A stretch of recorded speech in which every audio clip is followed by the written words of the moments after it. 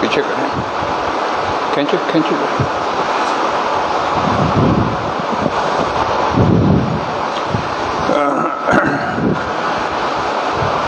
السلام علیکم ورحمۃ اللہ وبرکاتہ. الحمد للہ نحمده ونستعینه ونستغفره ونؤمن به ونتوکل علیہ ونعوذ باللہ من شرور انفسنا ومن سیئات اعمالنا. من يهده الله فلا مضل له ومن يضلله فلا هادي له ونشهد أن لا إله إلا الله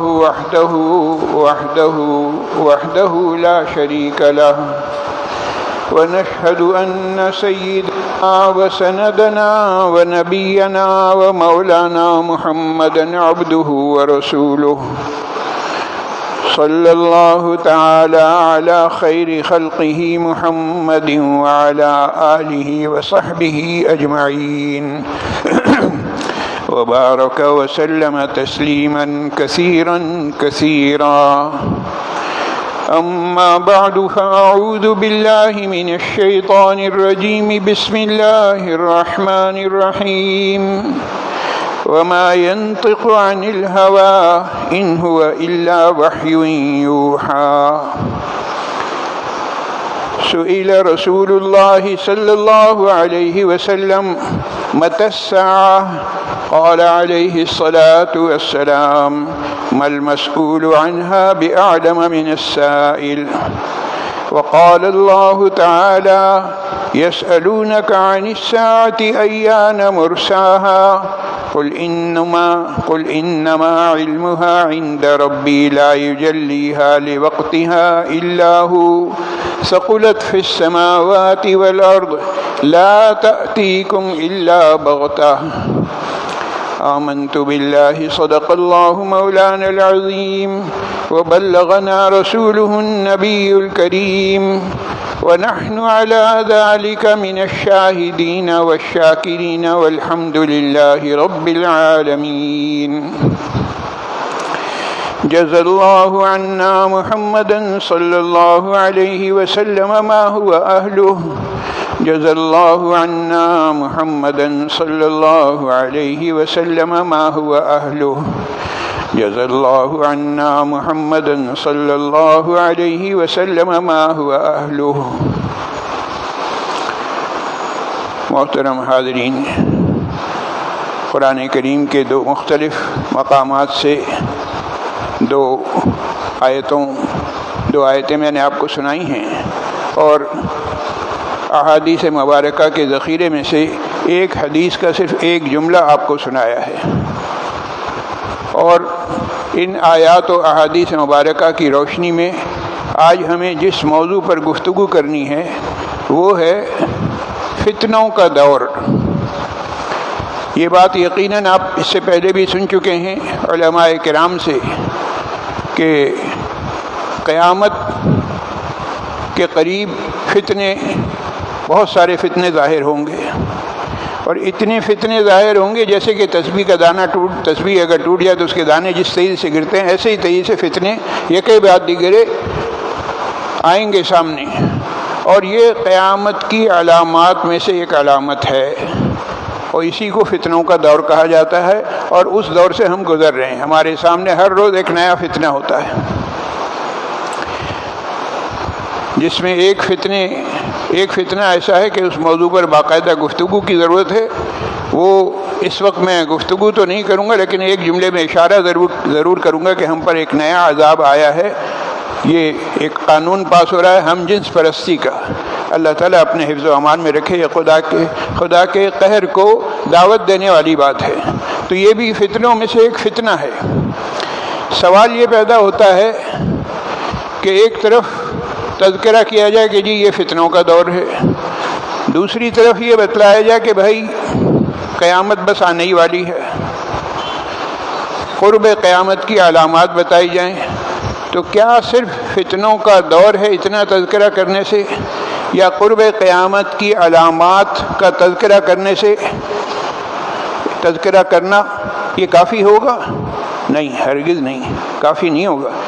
اور اکثر و بیشتر ہم مختلف علماء کی زبان سے یہ سنتے رہتے ہیں فتنوں کے دور کے بارے میں اور فتنوں کے بارے میں کہ یہ فتنہ ظاہر ہوا، اور اسی طرح سے یہ بھی سنتے رہتے ہیں کہ بھئی قیامت قریب آ گئی ہے، قیامت کی جو علامات ہیں وہ یہی علامتیں ہیں اور یہ علامتیں ظاہر ہو گئی ہیں۔ یقیناً یہاں تک ہم نے جو سنا بالکل صحیح ہے۔ اب اصل سوال یہ ہے کہ قیامت کی علامات میں سے علامتیں ظاہر ہو گئیں اور انہی علامتوں میں فتنوں کا دور، فتنوں کا ظاہر ہونا یہ بھی ظاہر ہو گئیں۔ ان حالات میں مجھے کیا کرنا ہے، آپ کو کیا کرنا ہے، اور جو کرنا ہے وہ ہم کر رہے ہیں یا نہیں کر رہے ہیں، یہ ہے اصل مسئلہ، یہ ہے اصل موضوع جس پر بات چیت کرنی ہے۔ میں نے گفتگو کا آغاز جس آیت سے کیا وہ سورہ نجم کی وہ مشہور آیت ہے جس میں اللہ جل جلالہ عما نوالہ نے ارشاد فرمایا جناب نبی کریم صلی اللہ علیہ وسلم کے بارے میں کہ وما ينطق عن الهوى ان هو الا وحی یوحی، سرکار دو عالم صلی اللہ علیہ وسلم کی زبان مبارک سے جو الفاظ بھی نکل رہے ہیں وہ سارے کے سارے الفاظ وحی ہیں۔ آپ وحی کے علاوہ کوئی اور بات نہیں کرتے، آپ کی زبان سے نکلا ہوا ہر لفظ وحی ہے۔ وما ينطق عن الهوى، آپ اپنی خواہش کے مطابق گفتگو نہیں کرتے۔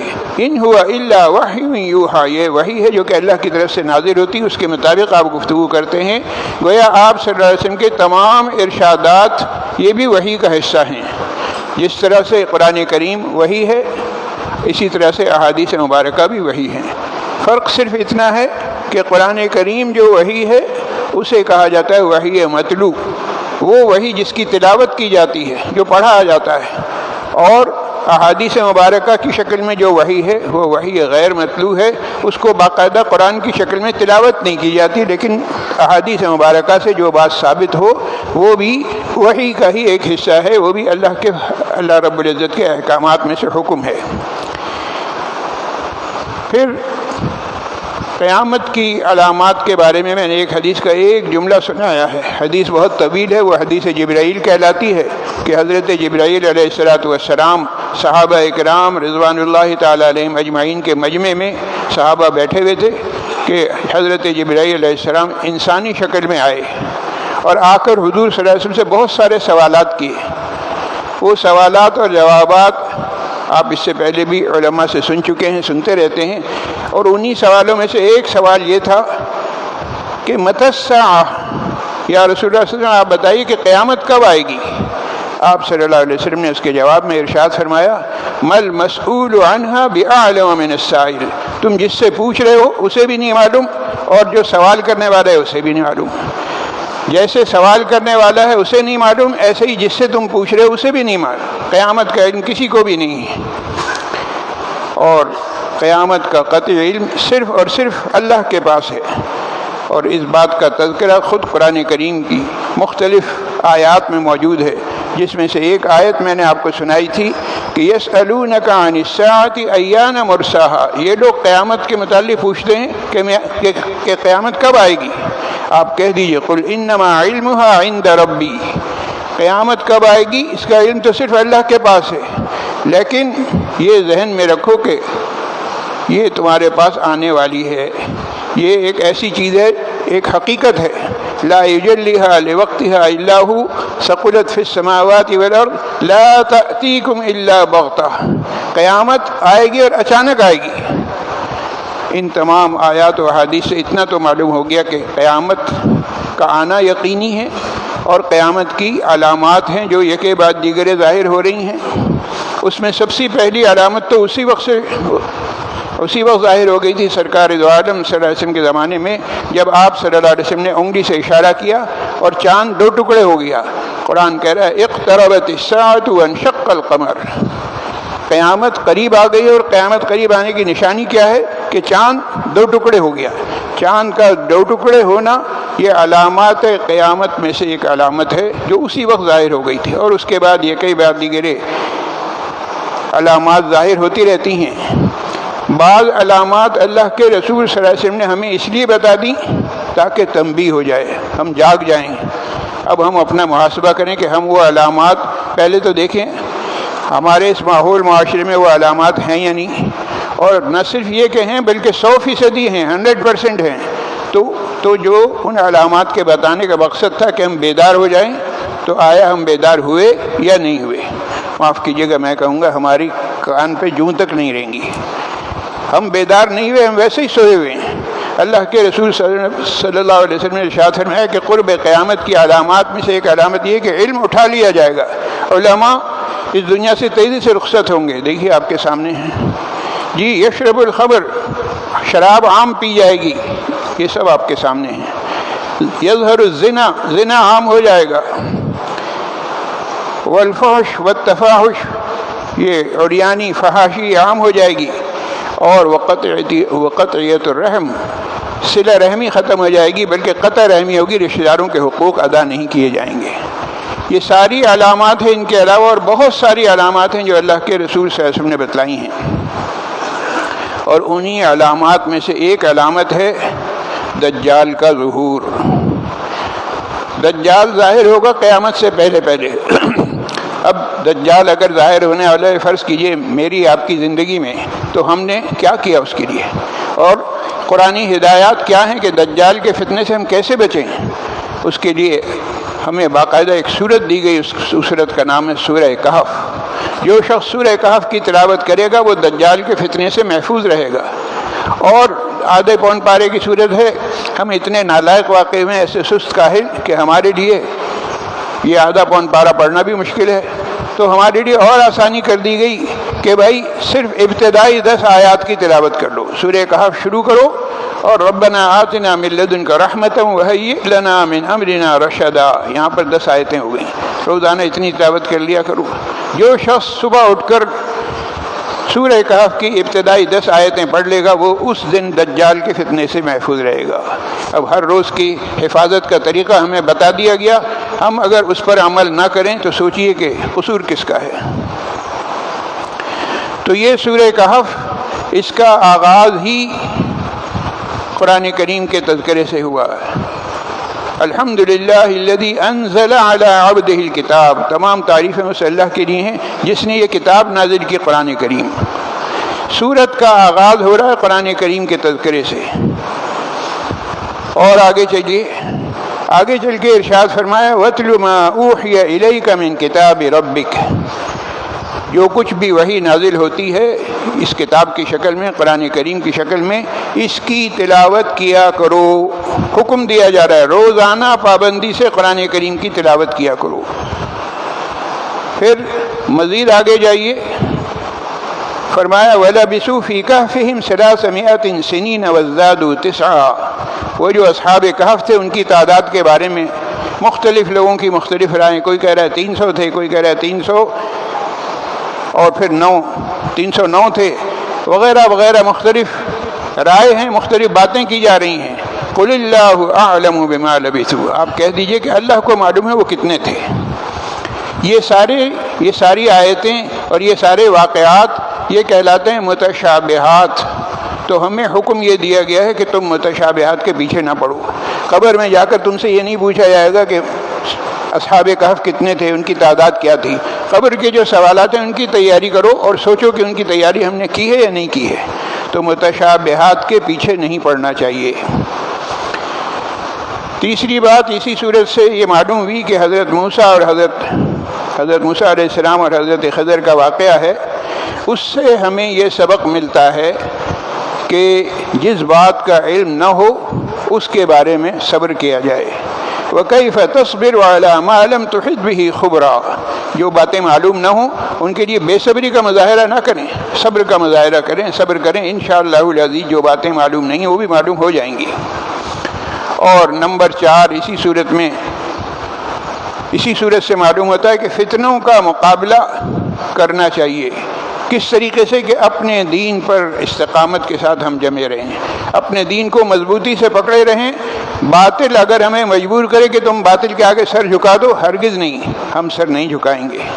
یہ وہ طریقہ ہے جو اصحاب کہف نے اختیار کیا تھا کہ باطل کے آگے سر نہیں جھکایا، اپنے عقیدے پر مضبوطی سے قائم رہے، اور قرآن کریم نے اس کا تذکرہ کیا، اور تذکرے کا مقصد یہ ہے کہ آپ کو بھی یہی کرنا ہے، مجھے بھی یہی کرنا ہے، ہم سب کو یہ کرنا ہے کہ باطل کے آگے سر نہیں جھکانا اور استقامت کے ساتھ اپنے دین پر جمے رہنا ہے۔ یہی سورہ مبارکہ سورہ کہف، اس میں 4 اہم فتنوں کا تذکرہ ہے۔ نمبر 1، پہلا فتنہ دین و ایمان کے داؤ پر لگنے کا فتنہ ہے۔ جیسے کہ میں نے ابھی عرض کیا کہ دین و ایمان اگر داؤ پر لگ رہا ہو تو کیا کرنا چاہیے؟ اپنے دین و ایمان کو داؤ پر نہیں لگانا، بلکہ اپنے دین پر مضبوطی سے قائم رہنا، اور اگر قائم رہنے کے لیے ضرورت پڑے تو وہ جگہ چھوڑ کے کسی اور جگہ چلے آنا، لیکن دین پر قائم رہنا ہے۔ دوسرا، اسی صورت میں بتلایا گیا مال و دولت کا فتنہ۔ قرآن کریم کی آیت ہے وَلَوْلَا إِذْ دَخَلْتَ جَنَّتَكَ قُلْتَ مَا شَاءَ اللَّهُ لَا قُوَّةَ إِلَّا بِاللَّهِ۔ آج اللہ تعالیٰ کسی کو تھوڑا سا مال و دولت دے لیتا ہے تو اس کے ذہن میں کیا بات آتی ہے؟ تو سب میرے پاس ایسے کمالات تھے، میرے پاس ایسا علم تھا کہ دیکھیے میں نے اتنی دولت اکٹھی کر لی۔ تو اپنی دولت پر زعم کرنا صحیح نہیں ہے، یہ دولت تمہاری ہے ہی نہیں، یہ تم اپنی ہوشیاری سے تم نے نہیں کمائی، یہ اللہ کا فضل ہے، یہ تمہیں ملا ہے۔ اور جب اللہ کا فضل ملا ہے تو اس پر تمہیں کیا کہنا چاہیے؟ کوئی نعمت ملے، کوئی نعمت نظر آئے، ہر ایک نعمت پر ماشاء اللہ لا قوت الا باللہ، ماشاء اللہ لا قوت الا باللہ اگر تم نے پڑھ لیا تو انشاءاللہ العزیز تمہارا مال بھی محفوظ، تمہاری جان بھی محفوظ، تمہاری عزت بھی محفوظ، تمہارے اہل و عیال بھی محفوظ، سب ہر چیز محفوظ ہے۔ اور محفوظ رہنے کا نسخہ اس آیت میں بتلایا گیا ہے کہ اپنے مال پر نمبر 1 گھمنڈ نہ کرو، اور نمبر 2 یہ نہ سمجھو کہ میں نے ایک بڑا تیر مارا ہے، تم نے کوئی تیر نہیں مارا، یہ سب اللہ کا فضل ہے۔ جب اللہ کا فضل ہے تو اللہ کا شکر ادا کرو، اور شکر ادا کرنے کا طریقہ کیا ہے کہ اپنے مال و اسباب، اپنے اہل و عیال اگر خیر و عافیت سے ہیں تو ان پر نظر پڑتے ہی ماشاء اللہ لا قوت الا باللہ، جب تم نے یہ کہہ دیا تو انشاءاللہ العزیز نظر بد سے محفوظ رہو گے۔ تیسرا فتنہ جس کا تذکرہ اسی صورت میں ہے وہ ہے علم کا فتنہ، کہ حضرت موسیٰ علیہ السلام اور حضرت خضر کی ملاقات ہوئی۔ موسیٰ علیہ السلام ایک جلیل القدر پیغمبر ہیں، اللہ سے ہم کلامی کا شرف انہیں حاصل ہوا ہے، موسیٰ کلیم اللہ کہلاتے ہیں۔ اس کے باوجود اللہ تعالیٰ یہ بتانا چاہتے ہیں کہ تمہارا بحیثیت نبی تمہارا ایک درجہ مقام ہے اپنی جگہ، لیکن کچھ لوگ ایسے ہیں جن کے پاس مزید اس سے آگے کا علم ہے۔ اور وہ حضرت خضر سے ملاقات ہوئی اور پتہ چلا کہ واقعتاً موسیٰ علیہ السلام کو وہ باتیں معلوم نہیں تھیں۔ تو کسی اللہ تعالیٰ بلند مرتبے پر فائز فرما دیتے ہیں تو یہ نہ سمجھو کہ اب سب کچھ میں ہی ہوں، نہیں، یہ خیال کرو کہ مجھ سے آگے بھی لوگ ہیں، اللہ کے نیک بندے ہیں جنہیں اللہ تعالیٰ علم عطا فرما دیتے ہیں۔ اور چوتھا فتنہ وہ ہے اقتدار کا فتنہ، اور اس کے بارے میں قرآن کریم نے ہدایت دی۔ حضرت ذوالقرنین کی عاجزی و انکساری دیکھیے کہ اتنی بڑی حکومت ہے، اس کے باوجود یہ نہیں کہہ رہے کہ یہ میں نے کمال کیا ہے، یہ میری حکومت ہے، نہیں، قال ھذا رحمۃ من ربی، یہ اللہ کی رحمت ہے، اللہ کا فضل ہے، اللہ نے مجھ پر کرم کیا اور مجھے اللہ تعالیٰ نے یہ عطا فرمایا۔ گویا اللہ کا شکر ادا کریں، اور اللہ کا شکر ادا کرنا چاہیے۔ یہ میں نے قرآن کریم کی آیات اور خاص طور سے سورہ کہف کی روشنی میں فتنوں کا تذکرہ کیا تھا۔ اب آئیے تھوڑی سی گفتگو اس سلسلے میں ہو جائے کہ صاحب قیامت کب آئے گی، متی الساعہ، جہاں سے ہم نے بات شروع کی تھی۔ تو ایک پادری گزرا ہے، بڑا کہنا چاہیے ریسرچ اسکالر، ڈاکٹر ای چارلس، اس نے 1930 میں ایک کتاب لکھی تھی، اور 1930 میں اس نے بائبل کے حوالے سے یہ ثابت کیا تھا کہ 1994 جو ہے وہ آخری سال ہوگا، 1994 میں قیامت آ جائے گی۔ یہ اس کا اپنا لگایا ہوا حساب کتاب تھا۔ آج تقریباً 30 سال کا عرصہ گزر گیا، ابھی تک تو قیامت آئی نہیں۔ اب قیامت کب آئے گی کسی کو نہیں معلوم۔ اور میں نے جیسے کہ عرض کیا کہ آنے والے حالات سے باخبر اس لیے کیا جاتا ہے تاکہ پہلے سے ان کی تیاری کر لی جائے۔ احادیث نبویہ کی روشنی میں قیامت سے پہلے جو علامات بتائی گئیں اس میں یہ بھی ہے کہ حضرت عیسیٰ علیہ السلام تشریف لائیں گے، اور حضرت مہدی کا ظہور ہوگا۔ یہ حضرات جہاد کے مراحل کی تکمیل فرمائیں گے۔ احادیث مبارکہ میں جتنی علامات بتائی گئی ہیں، یہ تمام کی تمام علامات، ان سب پر ہمارا ایمان ہے۔ یہ ہمارے ایمان کا حصہ ہے۔ جب تک ہم اس پر یقین نہیں کریں گے تو ہمارا ایمان مکمل نہیں ہوگا۔ اور عالم اسباب میں حضرت عیسیٰ علیہ السلام کے نزول سے پہلے اور حضرت مہدی کے ظہور سے پہلے دو باتیں ہو چکی ہوں گی۔ نمبر ایک، دنیا بھر میں ایسے لوگ جنگی اسلحے کی ٹریننگ کے لحاظ سے موجود ہوں گے جو ان کے آتے ہی ان کے ساتھ چل پڑیں گے۔ کیوں؟ اس لیے کہ تیاری کا موقع نہیں ملے گا۔ وہ آئیں گے اور فوراً قیادت سنبھالیں گے دجال کے فتنے کو ختم کرنے کے لیے، نمبر ایک۔ نمبر دو، دنیا بھر کے دیندار حضرات، اللہ اور رسول سے محبت کرنے والے، وہ کیا کریں گے؟ وہ جہاد کا اعلان سن کر فوراً ان کا ساتھ دینے کے لیے سر بکف تیار ہوں گے۔ اب ذرا غور کیجئے کہ یہ دو نشانیاں بتلائی گئیں، دو تیاریاں بتائی گئیں قیامت کے آنے سے پہلے، جو مجھے بھی کرنی ہے اور آپ کو بھی کرنی ہے۔ ہم سوچیں کہ ہم ان میں سے ہم نے کیا تیاری کی؟ کیا ہم نے جہاد کی ٹریننگ لے کے اپنے آپ کو تیار رکھا ہے کہ حضرت عیسیٰ علیہ السلام تشریف لائیں، نزول مسیح ہو، حضرت مہدی آئیں اور جہاد کے لیے کہیں تو ہم اس مجاہدین کی جماعت میں شامل ہو سکیں؟ معاف کیجیے گا، اس کا جواب مثبت نہیں ہے، منفی جواب ہے کہ ہم نے کوئی تیاری نہیں کی، کوئی جہادی ٹریننگ ہمارے پاس نہیں ہے، نمبر ایک۔ نمبر دو، کیا ہم اس بات کے لیے تیار ہیں کہ جب وہ حضرات تشریف لائیں گے تو ہم تن من دھن کی بازی لگا دیں گے، سر بکف تیار ہوں؟ معاف کیجیے گا، اس کا جواب بھی مثبت نہیں ہے، منفی جواب ہی آ رہا ہے، اور یہ منفی جواب ہی ہمارے لیے قابل فکر لمحہ ہے۔ اب ہم سوچیں کہ ہمارا اس میں حصہ ہے یا نہیں۔ ہم نے قیامت کے آنے کی کیا کیا تیاریاں کی ہوئی ہیں؟ کیوں؟ اس لیے کہ یہ دنیا دارالاسباب ہے، اسباب کو اختیار کرنا یہ ہماری ذمہ داری ہے۔ یہ اسباب کو اختیار کرنا ہماری ذمہ داری ہے۔ اس بات کو اگر سمجھنا ہے تو اس کو سمجھنے کے لیے ایک مثال دے رہا ہوں کہ حضرت عیسیٰ علیہ السلام آسمانوں پر موجود ہیں، ہمارا عقیدہ ہے، اور وہ آسمانوں سے تشریف لائیں گے۔ کہاں آئیں گے؟ دمشق کی جامع مسجد کے مشرقی مینار پر وہ تشریف لائیں گے۔ نماز فجر کا وقت ہوگا، نزول مسیح ہوگا، حضرت عیسیٰ علیہ السلام آسمان سے آئیں گے۔ کہاں پر؟ دمشق کی جامع مسجد کے مشرقی مینار پر۔ وہاں تک تو تشریف لے آئے آسمانوں سے، اب اس کے بعد حضرت عیسیٰ علیہ السلام آواز دیں گے کہ ارے بھائی سیڑھی لاؤ نیچے اترنے کے لیے۔ سوال یہ پیدا ہوتا ہے کہ آسمان سے اتر گئے، یہاں اس مینار تک آ گئے، اب مینار سے نیچے اترنے کے لیے سیڑھی کیوں مانگ رہے ہیں؟ اس لیے کہ یہ دنیا دارالاسباب ہے، یہاں ہر کام جو سبب مسبب الاسباب نے سبب بنایا ہے اس سبب کو اختیار کرنا ہے۔ لہذا حضرت عیسیٰ علیہ السلام آواز دیں گے سیڑھی لاؤ، بغیر سیڑھی کے وہ زمین پر نہیں آئیں گے۔ اور وجہ کیا ہے؟ وجہ یہ کہ یہ دنیا دارالاسباب ہے، لہذا اسباب کا اختیار کرنا لازم اور ضروری ہے۔ اسی پر عمل پیرا ہوں گے حضرت عیسیٰ علیہ السلام۔ ذرا غور کیجئے، بحیثیت مسلمان اپنے عقیدے اور ایمان کے لحاظ سے حضرت عیسیٰ علیہ السلام اور حضرت مہدی کا ہم انتظار تو کر رہے ہیں، لیکن ہماری زندگی میں اگر یہ حضرات تشریف لے آئے تو ہم نے اس کی کیا تیاری کی ہے؟ کیا ہم نے جہادی ٹریننگ حاصل کی ہے؟ کیا ہم سر بکف تیار ہیں تن من دھن کی بازی لگانے کے لیے؟ دیکھیے دنیا میں کیسے کیسے لوگ ہیں اور انہوں نے فتنوں کے دور میں اپنے ایمان کو بچانے کے لیے کس طرح سے اپنے آپ کو تیار کر کے رکھا ہوا ہے۔ ضروری نہیں کہ ہر شخص ایک ہی نسخے پر عمل کرے، لیکن کم سے کم ایک آدمی عمل کر رہا ہے تو اس سے ہمیں کچھ سبق تو ملتا ہے۔ ایک شخص جو پہلے عیسائی تھا، انگریز تھا، مسلمان نہیں تھا، اس نے مذہب اسلام کا مطالعہ کیا اور مطالعہ کر کے اسلام قبول کیا، اور اسلام قبول کرنے کے بعد مسلسل اس کا مطالعہ جاری ہے۔ اب اس نے اپنا ٹھکانہ کہاں بنایا ہے؟ اسکاٹ لینڈ کی پہاڑیوں پر چند بکریوں کے ساتھ وہ گزارا کر رہا ہے۔ کیوں؟ اس لیے کہ اس نے احادیث مبارکہ میں یہ بات پڑھ لی ہے کہ اپنا ایمان بچانا ہے تو اصحاب کہف کی طرح چلے جاؤ پہاڑیوں پر۔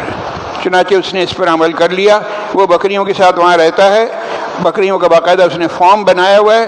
اس کا کہنا ہے کہ یہاں پر میں خود قرآن پڑھتا ہوں اور جو آتا ہے اس کو قرآن پڑھاتا ہوں اور اپنے ایمان کی حفاظت کی دعا کرتا ہوں۔ اندازہ لگائیے کہ ایک نو مسلم کو اپنے ایمان کی کتنی فکر ہے۔ میں اپنی بات کو دہرانا چاہتا ہوں کہ میں آپ سے یہ نہیں کہہ رہا کہ آپ بھی پہاڑوں پر چلے جائیں، دنیا سے کٹ کر رہیں، نہیں، ہرگز نہیں، لیکن میرے بھائی اتنا ضرور عرض کروں گا کہ اپنے ایمان کی فکر کریں اور سوچیں کہ ایمان کی بقا کے لیے ہم نے کیا کیا قربانیاں دی ہیں، کیا کیا قربانیاں دینے کے لیے ہم تیار ہیں۔ یہی اصل قیامت کے آنے کی تیاری۔ ہمیں اپنا محاسبہ کرنا چاہیے، اللہ کی اس آخری کتاب سے اپنے ٹوٹے ہوئے تعلق کو جوڑنا چاہیے، نہ صرف جوڑیں بلکہ مستحکم کریں اور مستحکم رکھنے کی فکر کریں۔ اللہ تعالیٰ اس کے مطابق مجھے بھی عمل کی توفیق نصیب فرمائے اور آپ تمام حضرات کو بھی۔ محمد زبیر صاحب، شامیر متین صاحب، حافظ نعمان صاحب، عظمت الہی صاحب، اطہر صاحب اور شہباز صاحب کی والدہ عبدالہادی صاحب، زینت صاحبہ، نور الحق صاحب، یہ نذیر بھائی خواتین کے نام نہیں لکھا کریں، زینت صاحبہ لکھا ہوا یہ غلط ہے، نور الحق صاحب، زبیر صاحب کی والدہ احتشام صاحب، سلیمان صاحب، مشتاق صاحب کی خواہر نسبتی، سائم شفیع صاحب کی نانی، ریان نامی بچہ علیل ہے، اس کے علاوہ اسد صاحب کی والدہ کے لیے بھی دعا فرمائیں۔ اللہ تعالیٰ انہیں اور دیگر تمام بیماروں کو شفائے کاملہ عاجلہ مستمرہ دائمہ نصیب فرمائے۔ جو لوگ مسائل میں گرفتار ہیں اللہ تعالیٰ ان کی پریشانیاں دور فرمائے۔ ملک بھر میں سیلاب سے جو متاثرین ہیں اللہ تعالیٰ غیب سے ان کی مدد فرمائے، ان کے نقصانات کی تلافی فرمائے۔ جو لوگ اس سلسلے میں اس دنیا سے رخصت ہو چکے ہیں اللہ تعالیٰ ان کے درجات بلند فرمائے، انہیں اعلیٰ علیین میں جگہ عطا فرمائے۔ دعائے مغفرت کی درخواست کی گئی ہے شہزاد صاحب کے والد صاحب، سلیمان غلام صاحب، عبد الرحمن صاحب، محمد یونس صاحب، عمران صاحب کی والدہ اور دیگر تمام مرحومین کے لیے دعا کیجیے کہ اللہ تعالیٰ ان کی اور دیگر تمام مرحومین کی کامل مغفرت فرمائے، انہیں جنت الفردوس میں اعلیٰ مقام عطا فرمائے، پسماندگان کو صبر جمیل نصیب فرمائے۔ ملک، قوم اور امت مسلمہ کے جتنے بھی مسائل ہیں اللہ تعالیٰ تمام مسائل غیب سے حل فرمائے۔ وآخر دعوانا ان الحمد للہ رب العالمین۔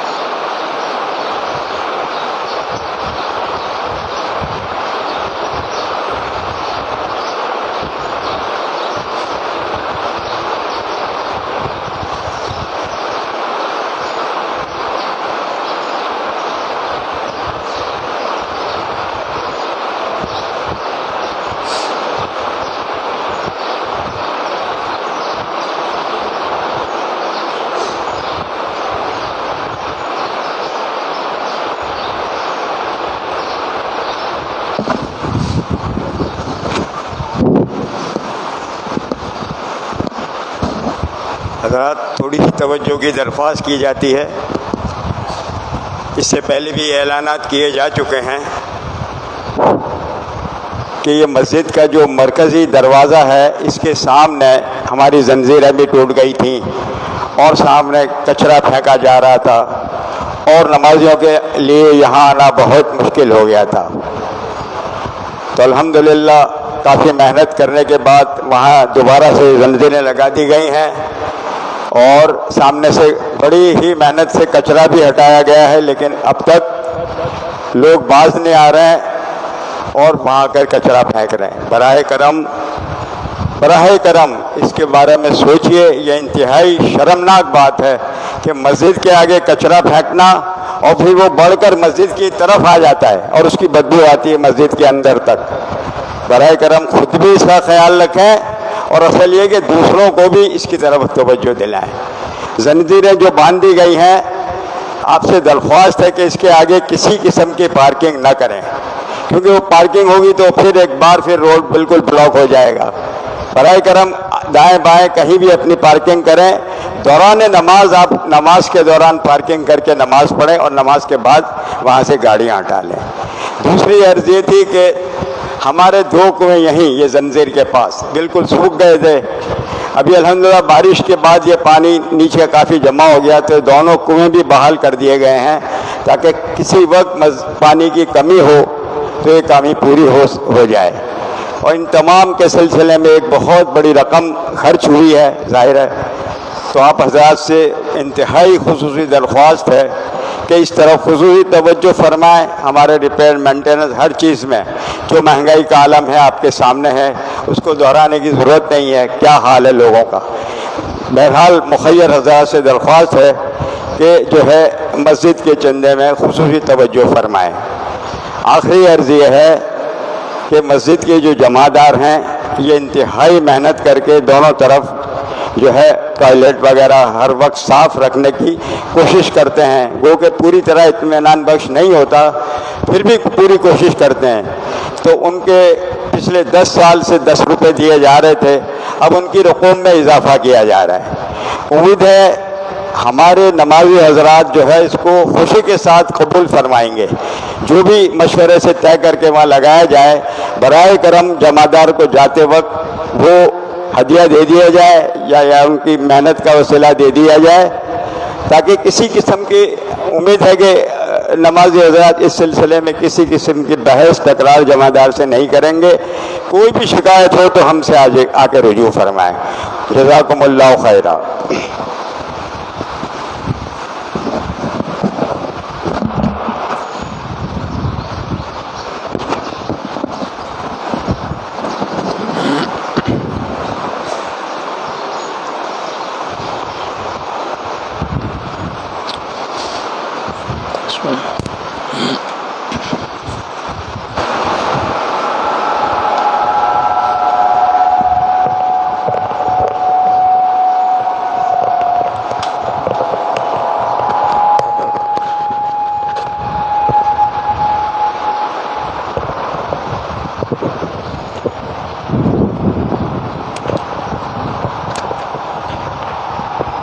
اللہ اکبر اللہ اکبر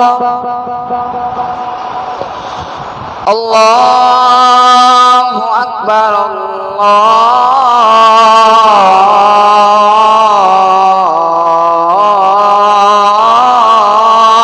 اللہ اکبر. اشہد ان لا الہ الا اللہ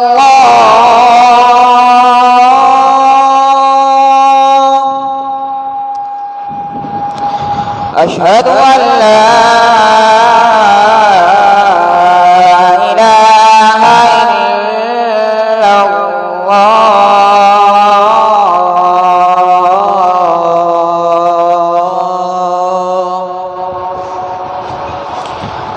أشهد أن محمدًا رسول الله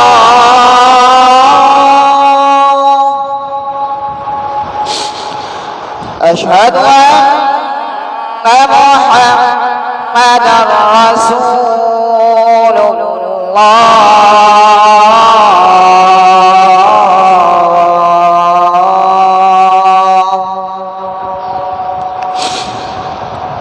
حي على الصلاة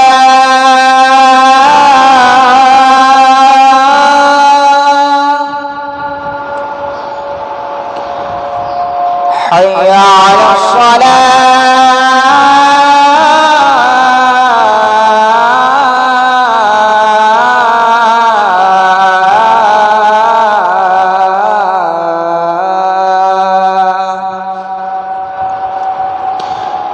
حي على الفلاح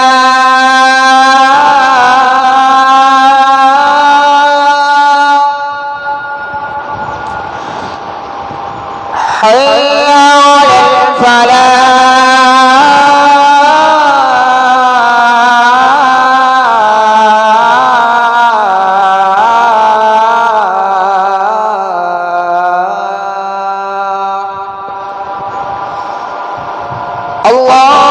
الله أكبر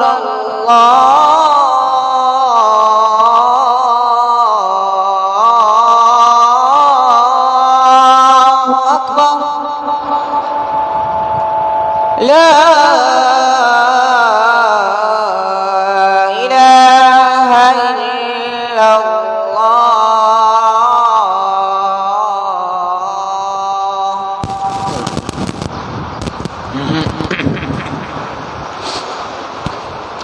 الحمد لله الحمد لله علي الذات عظيم الصفات سمي السمات كبير الشان جليل القدر رفيع الذكر مطاع الأمر جلي البرهان فخيم الإثم غزير العلم وسيع الحلم كثير الغفران جميل الثناء جزيل العطاء مجيب الدعاء عميم الإحسان سريع الحساب شديد العقاب أليم العذاب عزيز السلطان ونشهد أن لا إله إلا الله وحده لا شريك له ونشهد أن سيدنا ونبينا ومولانا محمدا عبده ورسوله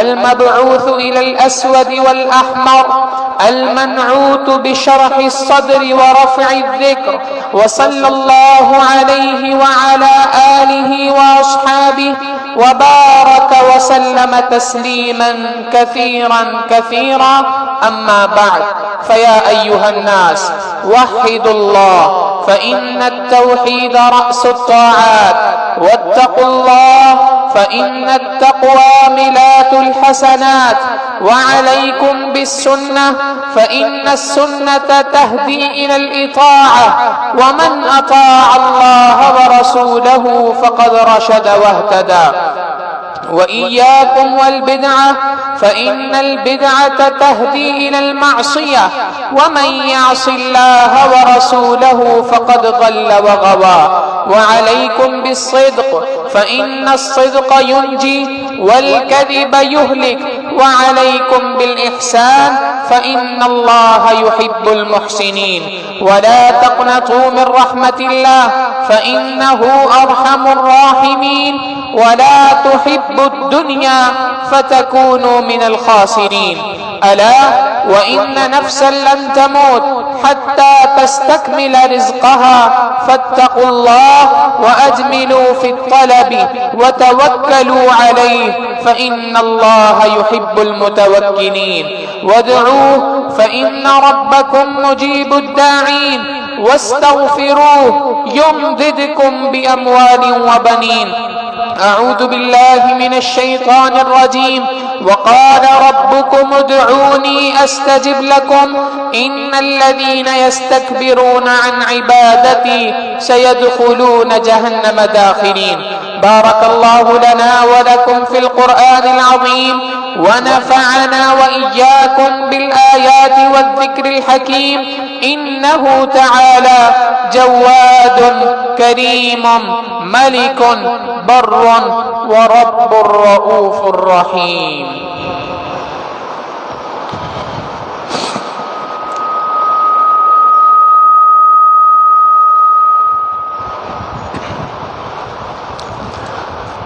الحمد لله وكفى وسلام على عباده الذين اصطفى.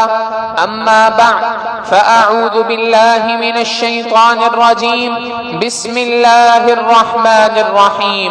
يا أيها الناس اتقوا ربكم إن زلزلة الساعة شيء عظيم، يوم ترونها تذهل كل مرضعة عما أرضعت وتضع كل ذات حمل حملها وترى الناس سكارى وما هم بسكارى ولكن عذاب الله شديد. وقال تعالى: إن الله وملائكته يصلون على النبي يا أيها الذين آمنوا صلوا عليه وسلموا تسليما. اللهم صل على محمد كلما ذكره الذاكرون، وصل على محمد كلما غفل عن ذكره الغافلون. اللهم صل صلاة كاملة على محمد وعلى أزواجه وذرياته أجمعين. ربنا اغفر لي ولوالدي ولجميع المؤمنين والمؤمنات والمسلمين والمسلمات الأحياء منهم والأموات، إنك سميع قريب مجيب الدعوات. اللهم بارك لنا في أوطاننا وأصلح أئمتنا وولاة أمورنا، ولا تسلط علينا بذنوبنا من لا يخافك فينا ولا يرحمنا.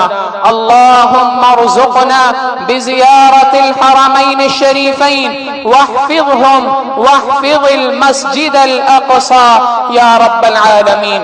عباد الله رحمكم الله، إن الله يأمر بالعدل والإحسان وإيتاء ذي القربى وينهى عن الفحشاء والمنكر والبغي يعظكم لعلكم تذكرون.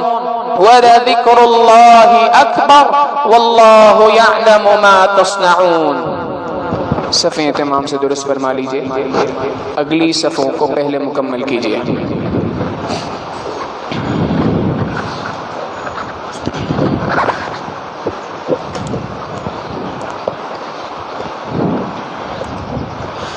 الله أكبر الله أكبر الله أكبر الله أكبر.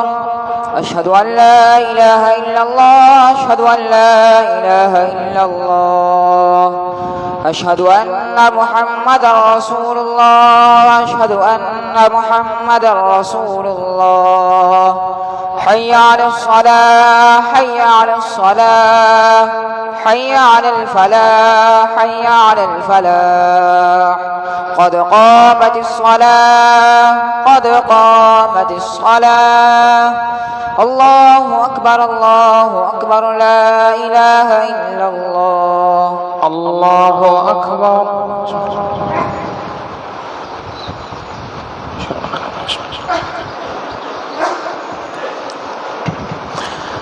الحمد لله رب العالمين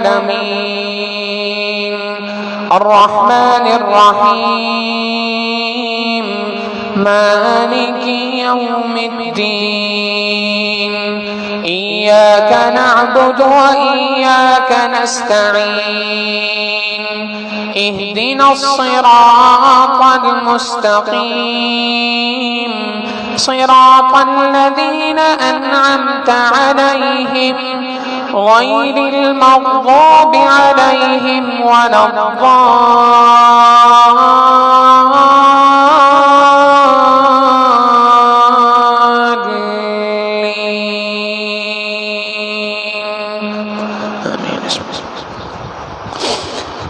إذا زلزلت الأرض زلزالها وأخرجت الأرض أثقالها وقال الإنسان ما لها يومئذ تحدث أخبارها بأن ربك أوحى لها.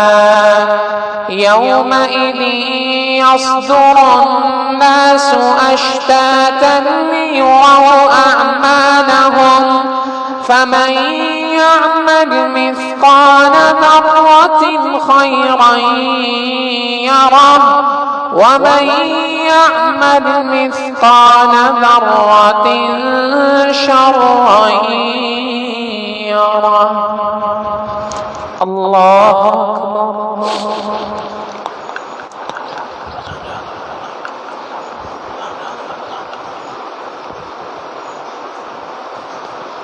سمع الله لمن حمده. الله أكبر.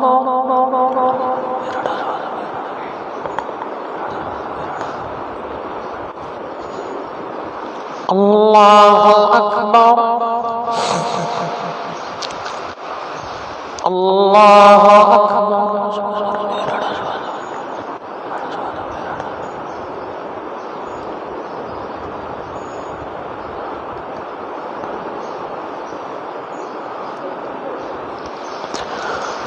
الله أكبر.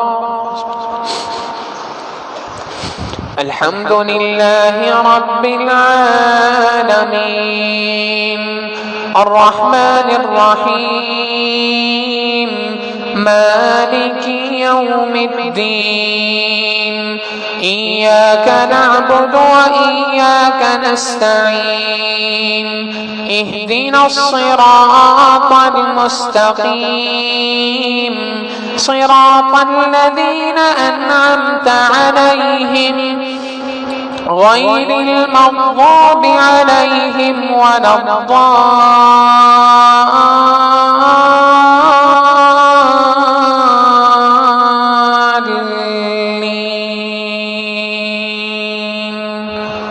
آمين.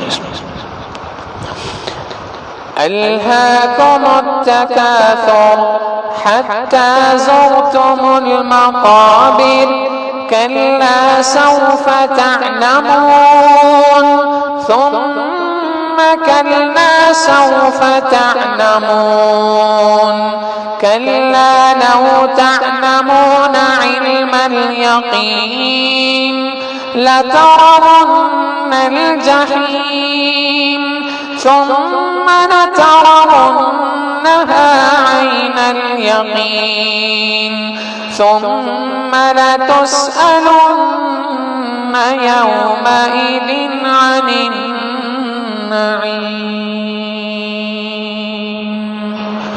الله أكبر.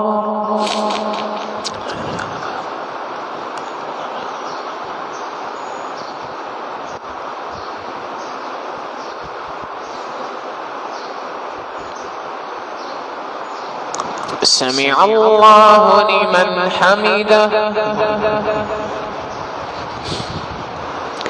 الله أكبر.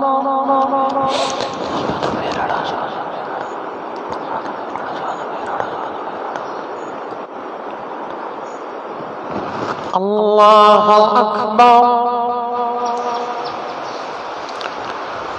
الله أكبر.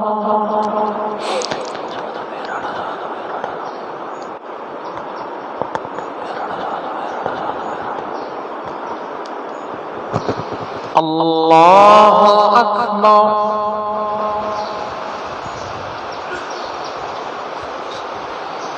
الحمد لله والصلاة والسلام. السلام عليكم يا نبي الله.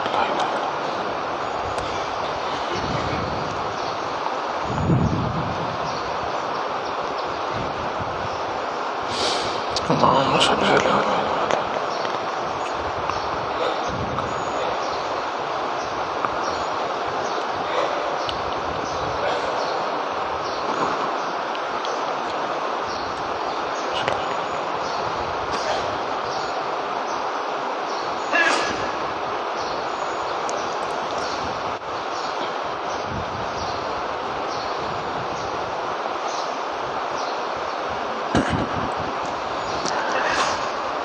السلام عليكم ورحمة الله. السلام عليكم ورحمة الله. الله أكبر. استغفر الله استغفر الله استغفر الله.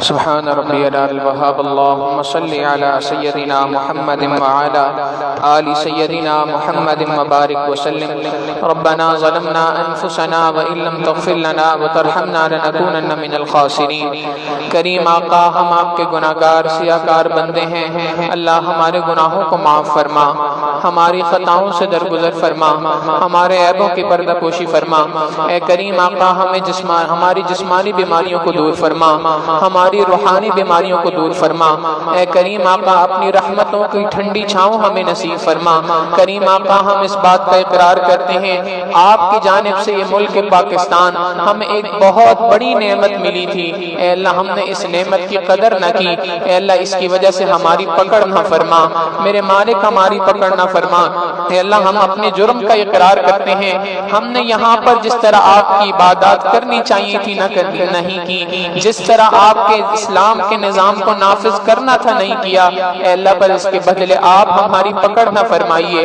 اے اللہ آپ اپنی رحمتوں کی چھاؤں نہ ہمارے نصیب فرما دیجئے عفو کی چادر کو ہم پہ پھیلا دیجئے اے اللہ اس ملک کو آپ نے مختلف قسم کے بحرانوں میں اے اللہ ڈال دیا ہماری ہی شامت اعمال ہے اے کریم آقا ہم اپنے جرموں کا اقرار کرتے ہوئے آپ کی رحمت کو طلب کرتے ہوئے آپ سے کہتے ہیں اے اللہ ہمارے اس ملک کو سیاسی بحرانوں سے چھٹکارا نصیب فرما دیجئے معاشی بحرانوں سے اس کا چھٹکارا نصیب فرما دیجئے اے اللہ اس ملک کے اندر جو اس وقت پہ مختلف اے اللہ سیلاب کی صورتحال ہے مختلف جگہوں پہ لوگ پھنسے ہوئے ہیں بے یار و مددگار ہیں اے اللہ ہماری ہی جرموں کی سزا ہے اے کریم آقا معاف کر دیجئے اللہ ان کی دستگیری فرما دیجئے ان کی مدد فرما دیجئے اے اللہ جو ان کی مدد کے لیے وہاں پہنچے ہوئے ہیں اللہ آپ ان کی اعانت فرما دیجئے ان کی بھی مدد فرما دیجئے ان کو ہماری جانب سے اجر عظیم عطا فرما دیجئے اللہ ہمیں ان کی مدد کو پہنچانے کی توفیق عطا فرما دیجئے اے کریم آقا ہمارے اس شہر کے اندر جو وبائی امراض پھوٹ پڑے ہیں اے اللہ عافیت کے ساتھ اے اللہ جو اس سے آج تک محفوظ ہیں اللہ ان کی حفاظت فرما دیجئے اے اللہ جو اس میں بیمار ہیں اللہ اپنی رحمت سے ان تمام بیماروں کو شفائے کاملہ عاجلہ مستمرہ دائمہ نصیب فرما دیجئے اے اللہ محمد زبیر صاحب شامیر متین صاحب حافظ نعمان راشد صاحب علین ہیں اللہ انہیں اور دیگر تمام بیماروں کو شفائے کاملہ عاجلہ مستمرہ دائمہ نصیب فرما اے اللہ جو لوگ اس ملک سے جا چکے ہیں بالخصوص سلیمان غلام محمد صاحب بلال صاحب کی والدہ شہزاد صاحب کے والد صاحب اللہ ان کی اور دیگر تمام مرحومین کی کامل مغفرت فرما جنت الفردوس میں اعلیٰ مقام عطا فرما پسماندگان کو صبر جمیل نصیب فرما اے اللہ اس ملک کو اے اللہ صالح قیادت عطا فرما نیک حکمران ہمیں عطا فرما عادل حکمران ہمیں عطا فرما اے اللہ جو لوگ بھی اس ملک کے اندر اسلام کے خلاف شریعت کے خلاف بلوں کو پاس کرنے کی کوششوں میں لگے ہوئے ہیں اللہ ان سازشوں کو ان کی سازشوں میں ناکام و نامراد فرما دیجئے خائب و خاسر فرما دیجئے اللہ اگر ان کی قسمت میں ہدایت ہے اللہ انہیں ہدایت عطا فرما دیجئے ان کی قسمت میں ہدایت نہیں اللہ چن چن کے ان کو اس ملک سے دفع دور فرما دیجئے اس ملک میں اسلام کے نظام کو نافذ فرما دیجئے اللہ اسلام کے نظام کو نافذ فرما دیجئے اسلام کے نظام کو ہم نے ٹوٹتا ہوا یہاں پہ دیکھا ہے اللہ آپ اب ہمیں ان آنکھوں سے اسلام کے نظام کو یہاں پہ نافذ ہوتا دیکھنے کی توفیق عطا فرما اللہ ہماری تمام پریشانیوں کو اپنی رحمت سے ختم فرما تمام مسائل کو حل فرما اے اللہ جو لوگ مقروض ہیں ان کے قرضوں کی ادائیگی کی غیب سے سبیل پیدا فرما جو پریشان ہیں ان کی پریشانیوں کو دور فرما اے اللہ ہمارے استاد محترم جناب قاری فیاض صاحب علین ہیں اللہ انہیں بھی شفائے کاملہ عاجلہ مستمرہ دائمہ نصیب فرما ساجد علی صاحب محمد سعد دانش صاحب اور ان کی والدہ علی ہیں اللہ انہیں بھی اور دیگر تمام بیماروں کو شفائے کلی نصیب فرما ہماری ان دعاؤں کو اپنی رحمت سے قبول فرما وصلی اللہ تعالی علی حبیبہ سیدنا محمد وآلہ واصحابہ اجمعین برحمتک یا ارحم الراحمین